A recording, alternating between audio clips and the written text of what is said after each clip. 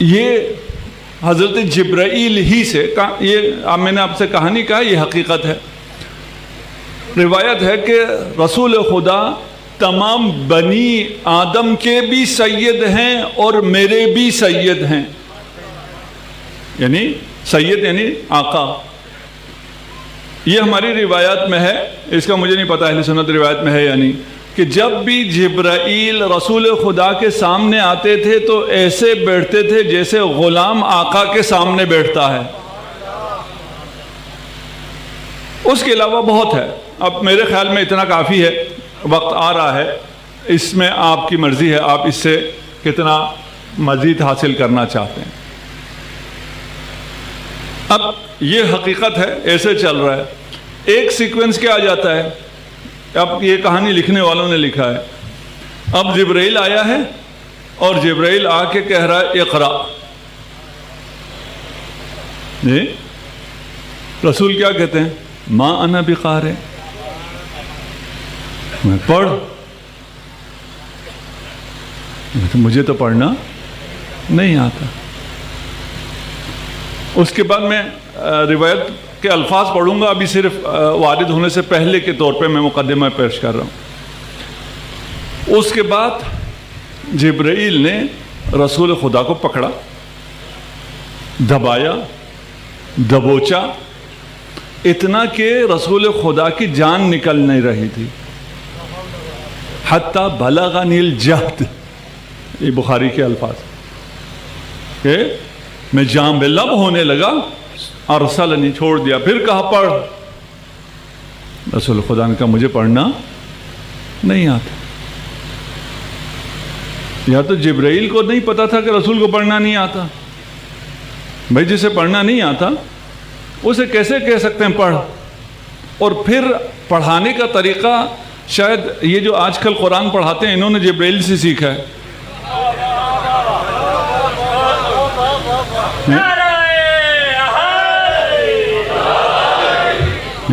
یہ ہم بچے کو قرآن پڑھانے کے لیے بھیجتے ہیں، وہ ڈنڈے مارتا ہے۔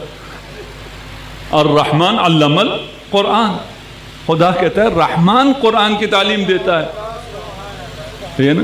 یہ جھوٹی کہانی کی وجہ سے پتہ نہیں انہوں نے کیا سیکھ لیا۔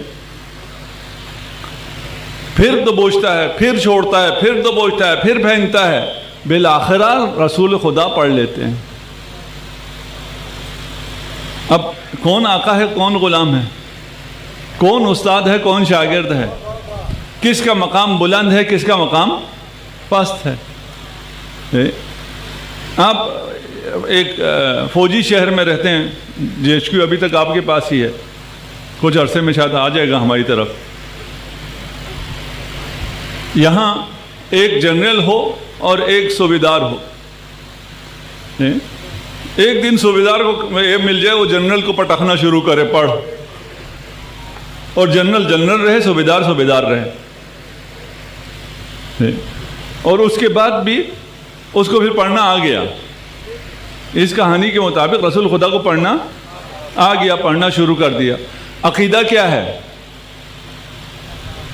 ان کا؟ عقیدہ کیا ہے؟ یہ ابھی بھی کہتے ہیں رسول خدا امی تھے، رسول خدا کو پڑھنا لکھنا نہیں آتا تھا، یہ ابھی بھی عقیدہ ہے۔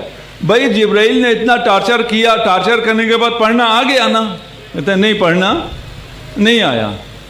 اگر اس ٹارچر کے بعد پڑھنا آ گیا تھا تو پھر نہ کو پڑھنا نہیں آتا، پڑھنا لکھنا نہیں آتا۔ اور جسے پڑھنا لکھنا نہیں آتا، یہ میں پریکٹس اپنی کلاسوں میں کرتا ہوں، میں کہتا ہوں کہ جو لکھ لے، جتنی اماؤنٹ لکھ لے کہ یہ اتنی اماؤنٹ مجھے دے گا، ہے نا، آج اس کلاس میں اتنی اماؤنٹ یہ مجھے دے گا، جو اماؤنٹ لکھ دو، میں کاغذ قلم بھی دے دیتا ہوں، یہ لکھ دو میں اسے یہ اماؤنٹ دوں گا، ٹھیک کہتا ہوں، لیکن ایک شرط کے ساتھ، موبائل سے مدد لیے بغیر چائنیز میں لکھنا ہے، کوئی بھی نہیں لکھ سکتا۔ کچھ لوگ چائنیز پڑھے ہوئے ہیں، وہ میں پہلے دیکھ کے ادھر اعلان نہیں کر رہا، ادھر چاہے تو ہوں چائنا سے آئے ہوئے لوگ بھی ہوں، نہیں لکھ سکتے۔ بھئی جب تمہارا رسول نہ لکھنا جانتا ہے نہ پڑھنا جانتا ہے، قلم دعوات مانگ رہا تھا، دے دیتے، لکھ تو سکتا نہیں تھا۔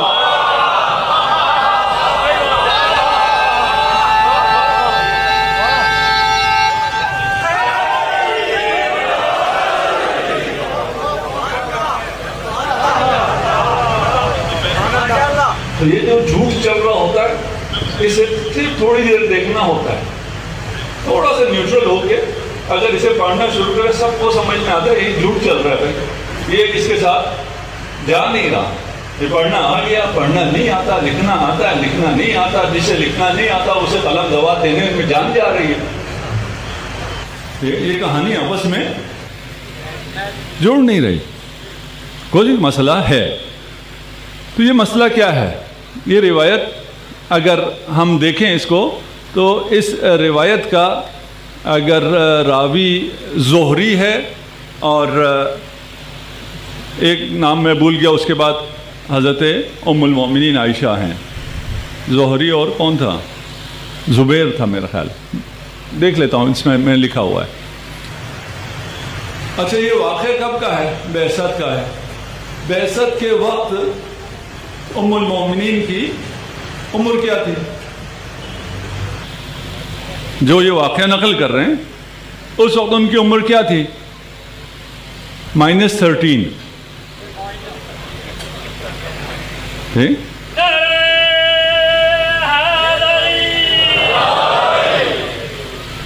وہ خود فرماتی ہیں کہ میری جب شادی ہوئی انا بنت 6 سنین، میری جب رسول خدا سے شادی ہوئی تو میں 6 سال کی تھی، اور ہمارے بھائیوں کا اصرار ہے کہ آپ پیدا بھی اسلام کے بعد ہوئی ہیں، یعنی زمانے اسلام میں، زمانے جاہلیت میں پیدا نہیں ہوئی ہیں، سانس ہی اسلام کے زمانے میں لیے۔ ٹھیک ہے مان لیتے ہیں، ابھی ہمیں عمر سے بھی بحث نہیں ہے، 6 سال 9 سال سے بھی ہمیں کوئی بحث نہیں ہے۔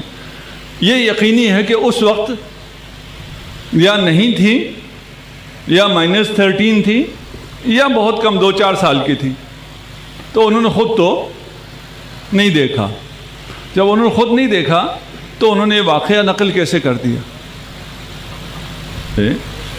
اگر آپ اس واقعے کو اہل بیت سے لیں گے تو اس واقعے میں اسلام کی عزت ہے، اگر اس واقعے کو آپ دوسری جہت سے لیں گے تو یہی اسلام کا خاتمہ ہے۔ ابھی کیونکہ مجلس ہے اور میں وہ باتیں کر نہیں سکتا ہوں جو اشکالات اس بیان پر ہیں اور جو مستشرقین نے اعتراضات کیے ہوئے، اسلام پر جتنے اعتراضات ہیں ان اعتراضات کی بنیاد یہی روایت ہے۔ اب اگر امر دائر ہے، یا ہم نے اسلام کی عزت بچانی ہے یا ہم نے کچھ اور کی عزت بچانی ہے، کس کی بچانی چاہیے؟ نہیں، مسلمان کہتے ہیں اسلام کی عزت کسی اور کی عزت بچانے میں ہے۔ بھائی آپ کو تو ناراض نہیں ہونا چاہیے، اس روایت سے اسلام پر اشکال آتا ہے نا، اور یہ روایت جو آپ کہتے ہیں کہ حضرت عائشہ سے ہے، یہ حضرت عائشہ کی روایت نہیں ہے، اس لیے کہ وہ اس وقت تھی ہی نہیں، اور اگر وہ جس وقت نہیں ہے اس وقت کا واقعہ بیان کریں تو پھر بتائیں گی کہ میں نے کس سے سنا ہے۔ آپ کہیں گے بھائی رسول کے گھر میں تھی، رسول سے سنا ہے، کیا بتانے کی کیا ضرورت ہے؟ آپ کو بتانے کی ضرورت ہے، انہیں تو بتانے کی ضرورت نہیں ہے۔ اس واقعے میں جو چیزیں وہ بتا رہی ہیں اس میں کچھ وقت رسول خدا بے ہوش ہیں، اس وقت کیا کیا ہوا اس کہانی کے مطابق رسول خدا کو تو پتہ نہیں ہے جو بتایا ہو، کہ جب میں ہوش سے چلا گیا تو پھر جبرائیل نے کیا کیا، رسول کو کیا پتہ کیا کیا، کہانی کے مطابق چل رہے ہیں۔ ہاں یہ کوئی گستاخی نہ ہو، ہم نہیں کہہ رہے رسول کبھی بے ہوش ہو سکتے ہیں، نہیں ہو سکتے، یہ ہمارا عقیدہ اور ہے نا، ہمارا عقیدہ اگر بیان کریں بہت اسلام کی عزت ہے ہمارا عقیدہ۔ پھر حضرت خدیجہ اور ورقہ بن نوفل کے درمیان جو گفتگو ہوئی وہ تو رسول خدا نے بیان نہیں کی، وہ تو رسول خدا کو پتہ نہیں ہے۔ اچھا حضرت خدیجہ سے سنا ہوگا، اگر رسول خدا کو نہیں تو حضرت خدیجہ کو تو یہ چیزیں پتہ تھیں، ان سے سنا ہوگا۔ تو حضرت عائشہ نے حضرت خدیجہ کو دیکھا ہی نہیں ہے، ملی ہی نہیں ہے، پیدا ہی نہیں ہوئی، یہ تو یقینی ہے عمر جو بھی ہو۔ تو یہ روایت پھر آئی کہاں سے؟ ذرا صلوات پڑھ دیجیے محمد وآل محمد۔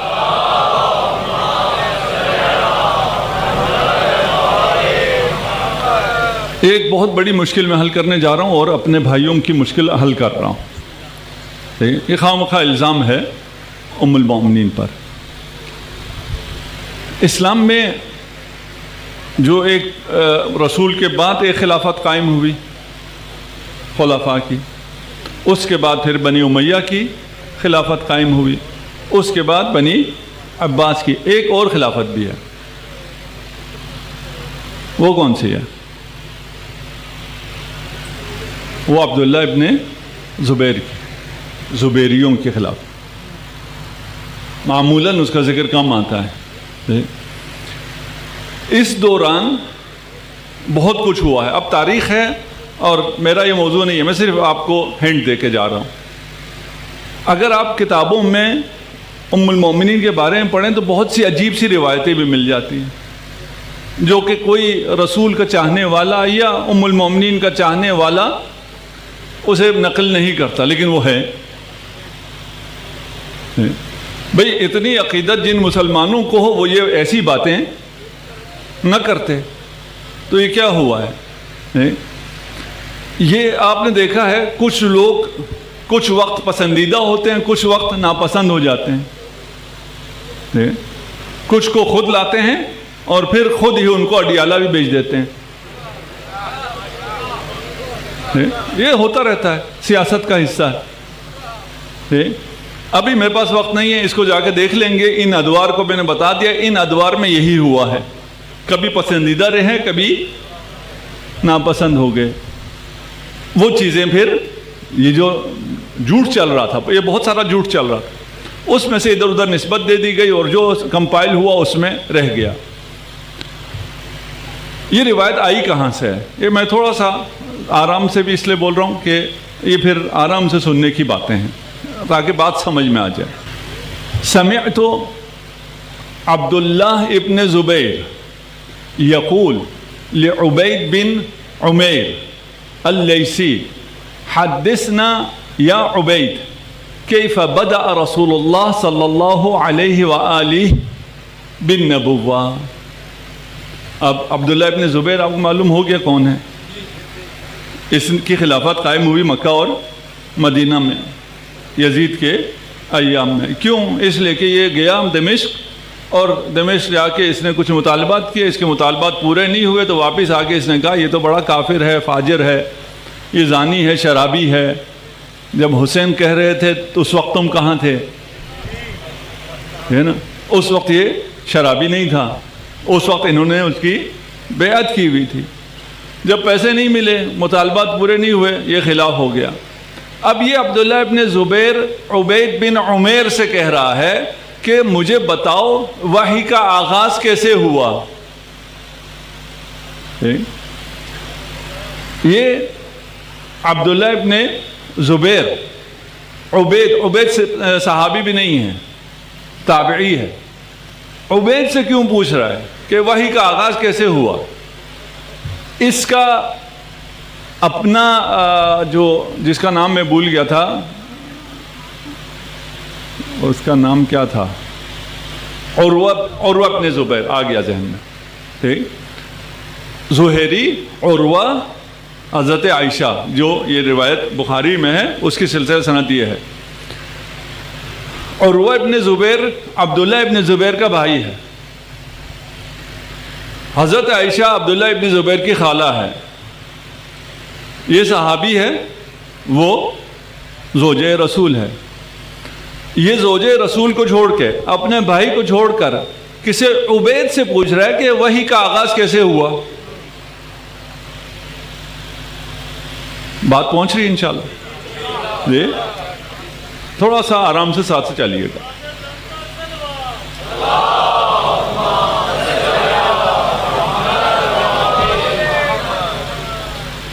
اس نے سنانا شروع کیا۔ کس نے؟ عمیر نے۔ عمیر کون تھا؟ عمیر قصہ گو تھا۔ قصہ خوانی بازار سنا ہوا ہے نا پشاور کا، ہے نا؟ وہ کیا ہوتا تھا اس بازار میں؟ کہانیاں سنانے والے ہوتے تھے. اس کو کہتے کیا ہیں اردو میں, کیا کہتے ہیں؟ قصہ گو. تو قصہ گو تو میں نے کہہ دیا تھا یہ فارسی ہے, ٹھیک ہے. کوئی ٹھیٹ پنجابی کے لفظ ہو تو بتا دیں تاکہ صحیح سمجھ میں آئے کہ کیسے ہوتے ہیں یہ قصہ گو, ٹھیک ہے نا. قصہ گو پھر بھی تھوڑا سا اچھا لگ رہا ہے, یہ کوئی اچھے لوگ ہوتے نہیں ہیں, یہ پیلنے والے ہوتے ہیں. انہیں کوئی چھوٹی سی چیز ملے آگے یہ کہانی بناتے ہیں, ٹھیک. تو عبداللہ ابن زبیر نے بھی کہانی سننی تھی, اس نے پوچھا, اس نے یہ کہانی سنا دی. اس کی یہ کہانی بادشاہ کو, خلیفہ ہے عبداللہ ابن زبیر, اسے پسند آئی, ٹھیک. اس کو اس نے رائج کر دیا. زبیریوں کو یہ کہانی کیوں سوٹ کرتی تھی؟ اس لیے کہ اس کہانی میں ورقہ بن نوفل ہے. ایک ٹارچر تو رسول خدا کو جبرائیل نے کیا, اس کے بعد یہ رسول خدا آئے حضرت ختیجہ کے پاس. حضرت ختیجہ اس کو لے گئی ورقہ بن نوفل. ورقہ بن نوفل کون ہے؟ حضرت ختیجہ کزن. ایک اور چیز آپ کو پتہ نہیں ہے, یہ اور کون ہے؟ یہ زبیریوں کا بھی کزن ہے. یہ عبداللہ ابن زبیر کا بھی چچا ہے. اب یہاں اس کہانی سے زبیریوں کو کیا فائدہ ہوا؟ اس کہانی سے اہل بیت کو نکال کر زبیر کو لایا گیا کہ اگر اہل بیت کے بزرگوں کا اسلام پر احسان ہے تو ہمارے بزرگ کا اس سے بڑا احسان ہے. اگر ورقہ بن نوفل نہ ہوتا تو تمہارے رسول کو تو پتہ ہی نہ چلتا وہ رسول ہے. نعوذ باللہ. پہنچے کہاں ہو جی؟ زبیریوں نے یہ کہانی چلائی. زبیریوں سے یہ کہانی بنی امیہ نے بھی خرید لی کیونکہ اس میں علی نہیں ہے. علی نہ ہو یہ مشترکہ دشمن ہو گیا.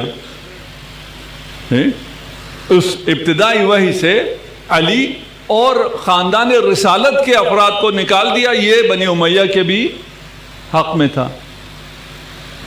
اس کے بعد بنی عباس آئی, اس نے بھی اسی کو لیا. ابن اسحاق ان کا راوی ہے, اس نے بھی اسی روایت کو لے لیا.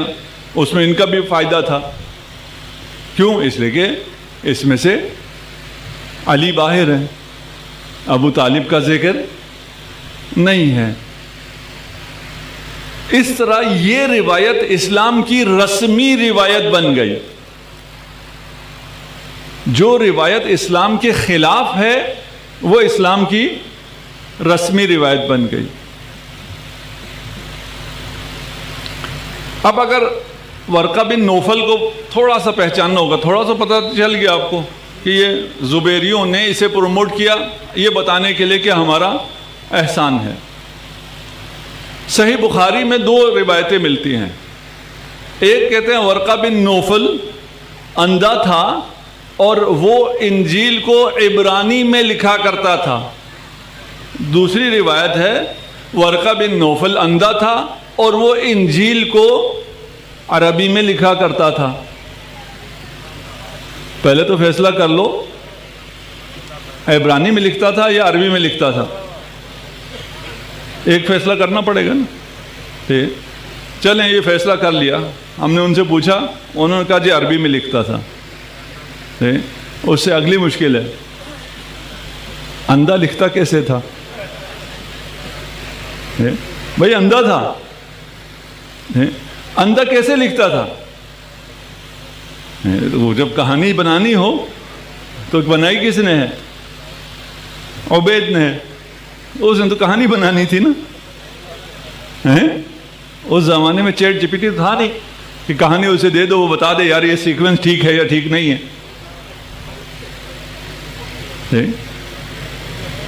اچھا تھا کیا؟ ایسا ہی تھا. ایسا ہی تھا جی, ایسا ہی تھا. کہا کیا رسول خدا کو؟ کہا یہ جو جبرائیل تم پہ آیا ہے یہ وہی ہے جو موسیٰ پہ آتا تھا. بھئی ایسا ہی عیسیٰ کی بات کرے گا, ایسا ہی موسیٰ کی بات کیوں کر رہا ہے؟ بھئی اگر یہ ایسا ہی تھا تو پھر یہ موسیٰ کی بات کیوں کر رہا یہ وہی ہے جو موسیٰ پہ نازل ہوتا تھا. تو عیسیٰ پہ کون نازل ہوتا تھا؟ یہ یہودیوں کی عیسائیوں سے ابھی دوستی ہوئی ہے اور یہ بھی بھگتیں گے. یہ عیسائی یہودیوں کی دوستی بھگتیں گے جیسے مسلمان بھگت رہے ہیں. یہ مسلمان جو ابھی بھی خیال کر رہے ہیں کہ ان کو کچھ نہیں کہے گا اسرائیل، یہ سب بھگتیں گے. یہ جتنا بھی اسلحہ لے لیں، یہ اسلحہ جو ہے یہ اسرائیل کے خلاف کام نہیں کرے گا، اس لیے کہ اسرائیل کے خلاف، یہود کے خلاف ایمان کام کرتا ہے یا علی کام کرتا ہے، وہ تم کہہ سکتے نہیں ہو.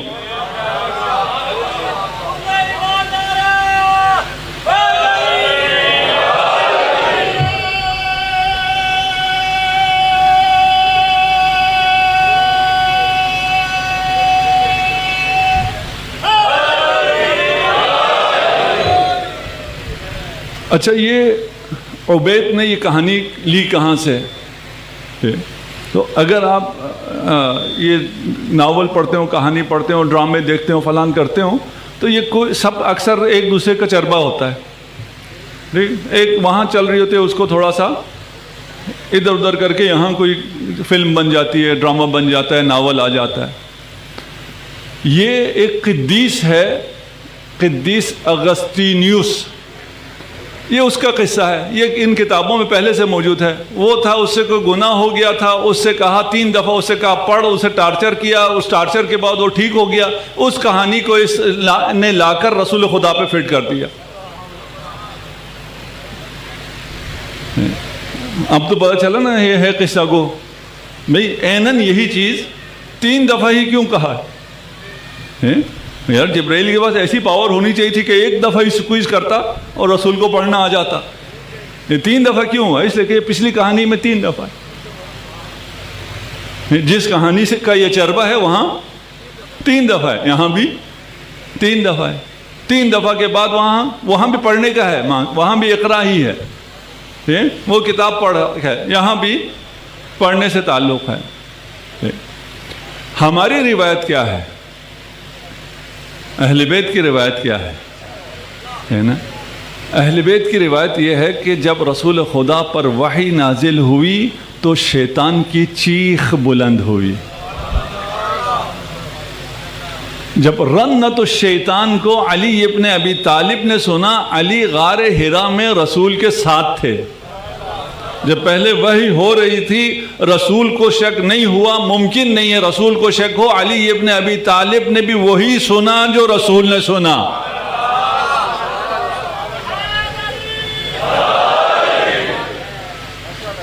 کوئی شک کی گنجائش ہی نہیں.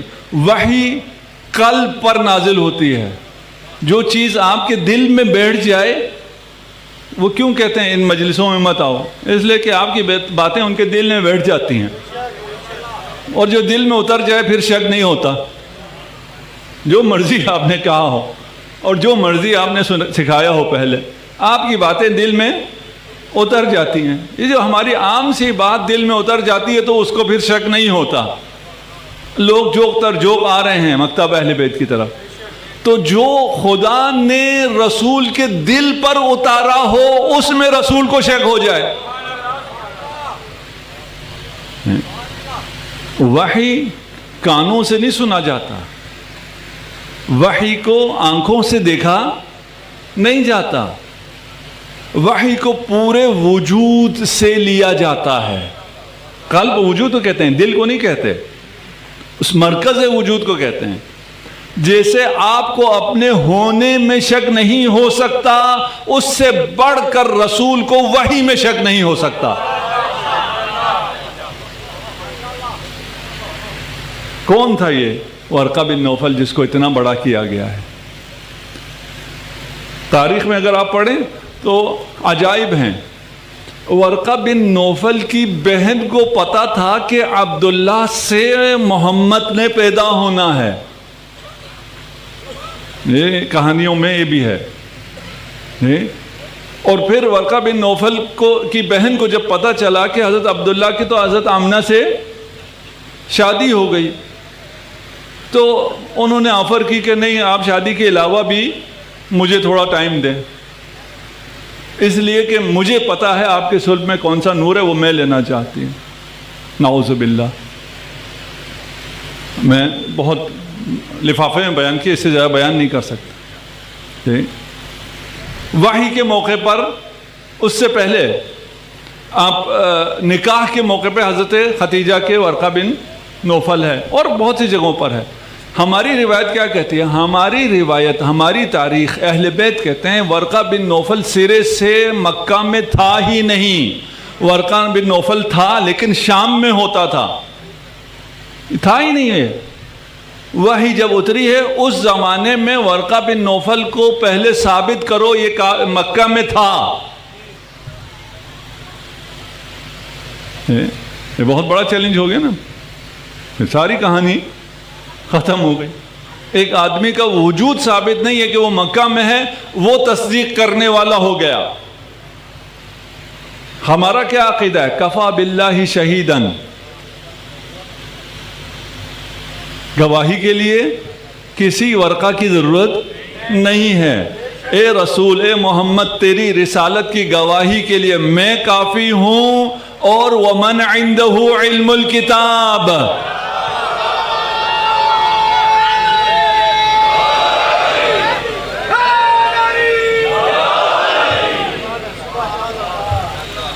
دیکھیں آیت کہہ رہے کافی، کفا باللہ شہیدہ، کافی ہے. کافی کا کیا مطلب ہے؟ اب کسی کی ضرورت نہیں ہے. علی کی شہادت کے بعد کسی ورقہ کی کیا ضرورت ہے؟ کسی ورقے کی کیا حیثیت ہے؟